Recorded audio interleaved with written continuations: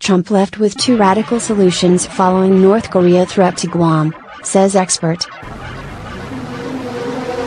Kim Jong-un's threat to target the U.S. territory of Guam with a nuclear weapon leaves President Donald Trump with two radical solutions. Now the ball is in the court of American negotiators. It's up to them what to do, a preemptive strike or a diplomatic negotiation, leading North Korea expert Dr. Leonid Petrov told 9.com. It has to be looked at as an invitation to the negotiating table with President Trump, who has been so impatient to resolve the North Korean nuclear missile problem. Now it's up to Donald Trump to decide what is best for America: peace with North Korea or terrible war, he added. Today's report that North Korea has miniaturized nuclear warheads and could attach them to ballistic missiles sparked frantic responses from the international community, most notably from the U.S. president.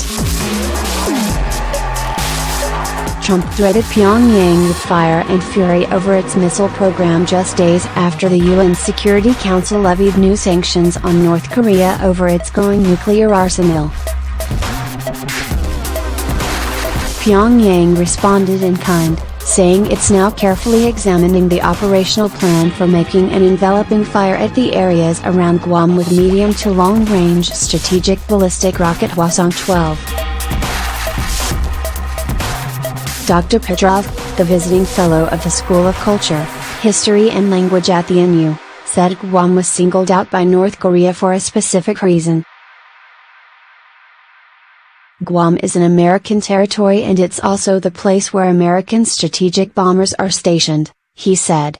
For North Koreans, Guam remains the place which is a hub of U.S. nuclear forward deployed capability against North Korea.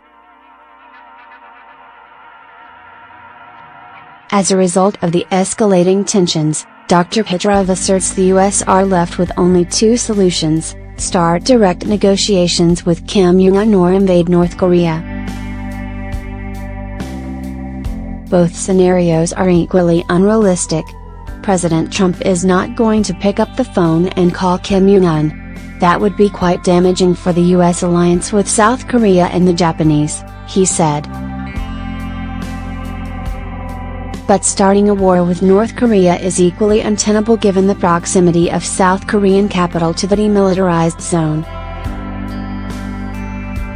Military action would destroy some allies in South Korea. There's 20 million people within the artillery range of North Korean conventional weapons, not to say nuclear weapons. Dr. Petrov said it makes sense for the US to raise the stakes but not start a war. And for North Korea, it's exactly the same. They simply know what the Americans are doing. They respond to harsh rhetoric with even harsher rhetoric, he said. The North Koreans have a very valuable hostage in their hands: South Korea.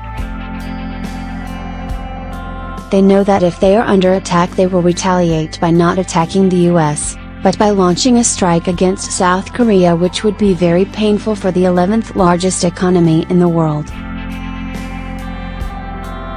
Americans' hands are tied in South Korea to some degree, he said. Dr. Petrov warned the standoff with North Korea had lasted 67 years and there was no end in sight. The danger of that is someone may miscalculate the other side's intentions and either overreact or accidentally push a button, and this stable balance of threat may turn into an ugly conflict, he said. Copyright 9 Digital Proprietary Limited 2017.